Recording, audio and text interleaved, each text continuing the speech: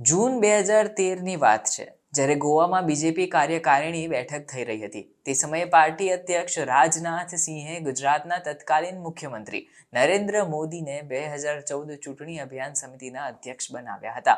જાહેરાતના થોડા સમય બાદ જ નરેન્દ્ર મોદીએ ટ્વિટર પર લખ્યું હતું કે વરિષ્ઠ નેતાઓએ મને વિશ્વાસ વ્યક્ત કરીને આ મોટી જવાબદારી સોંપી છે.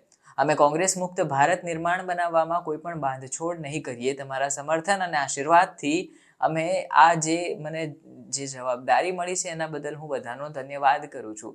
પોતાની સ્પીચમાં નરેન્દ્ર મોદીએ તે સમયે કોંગ્રેસ સરકારને આડે હાથ પણ લીધી હતી અને કહ્યું હતું કે જે દિલ્હીમાં બેઠા છે તેમના પર દિવસ રાત ભ્રષ્ટાચારના આરોપો કેમ લાગી રહ્યા છે? તે કરપ્શન પ્રૂફ થઈ ગયા છે કે શું? તેમના પર કોઈની કશી અસર કેમ નથી થતી? હવે કોંગ્રેસ મુક્ત ભારત અમારું સપનું હોવું જોઈએ. આ વાતને ત્યારથી અત્યાર સુધી 11 વર્ષ થઈ ગયા છે અને વડાપ્રધાન મોદી ત્રીજી વાર સત્તા પર આવવાનું સપનું જોઈને બેઠા છે. જો તેમનું કોંગ્રેસ મુક્ત ભારતનું સપનું આ વખતે પણ અધૂરું રહી ગયું તો આગામી ઇલેક્શનમાં મોટો ફટકો પડી શકે છે. વર્ષ 2014ની લોકસભા ચૂંટણીના પરિણામોમાં ભાજપને 282 સીટો મળી હતી. વડાપ્રધાન મોદીની આ વખતે જોરદાર લહેર ચાલી હતી અને લાગી રહ્યું હતું કે આ એક તરફી અંદાજેબાજી મારી જશે અને એવું જ કંઈક થયું હતું.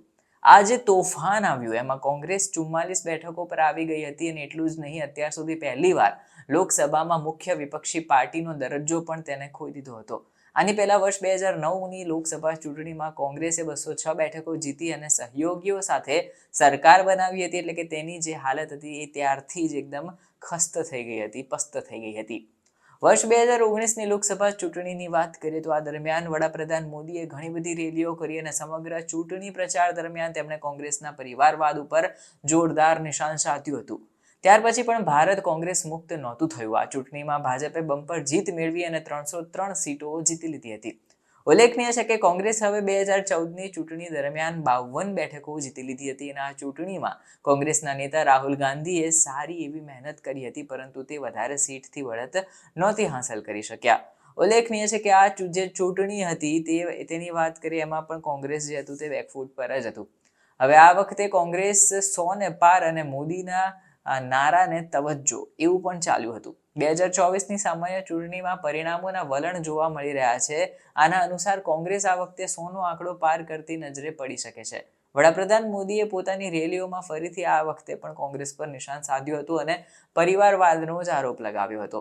હવે કોંગ્રેસ ઉપર મુસ્લિમ તુષ્ટિકરણનો પણ આરોપ લગાવાયો હતો અને ત્યાર પછી પણ કોંગ્રેસના મતદાતાઓનો વિશ્વાસ વધી રહ્યો છે. આ વખતે કોંગ્રેસ 100થી વધુ સીટ મેળવી શકે એવી પણ ધારણા અત્યારે સેવાઈ રહી છે અને એવી સિચ્યુએશન પણ ઊભી થઈ ગઈ છે. હવે પીએમ મોદીએ આ વખતે કોંગ્રેસ ઉપર પણ જોરદાર હુમલા કર્યા હતા. કોંગ્રેસના જે કહેવાય ને કે કોંગ્રેસની ભૂલો હતી તેને હાઇલાઇટ પણ કરી હતી. તેમ છતાં આ લહેર જે છે તે કંઈક અલગ પ્રકારે જઈ રહી હોય તેવા એંધાણ જણાઈ રહ્યા છે. પીએમ નરેન્દ્ર મોદીએ ગત 18 મેના ઉત્તર પૂર્વ દિલ્હીમાં એક જનસભામાં કહ્યું હતું કે મારો કોઈ વારસદાર જ નથી. દેશના 140 કરોડ દેશવાસીઓ મારા વારસદાર છે. હું તમારા માટે દિવસ રાત મહેનત કરી રહ્યો છું અને મારો પળ પળનો સમય માત્ર તમારો છે. જનતાના સપના માટે મારું જીવન સમર્પિત હું કરી દઈશ. અને વડાપ્રધાને આરોપ લગાવતા કહ્યું કે કોંગ્રેસની 4 પેઢીઓએ દિલ્હી ઉપર રાજ કર્યું છે, પરંતુ આજે આમાં દિલ્હીની 4 સીટ ઉપર લડવાની પણ તાકાત એમની પાસે નથી. કોંગ્રેસ ત્યાં પણ લડી શકતી નથી જ્યાં તેમના 100 જનપથના દરબાર છે. ઉલ્લેખનીય છે કે અત્યારે સ્થિતિ એવી છે કે કોંગ્રેસને પણ ન રોકી શક્યા અને ભાજપની સીટો પણ ઘટી ગઈ.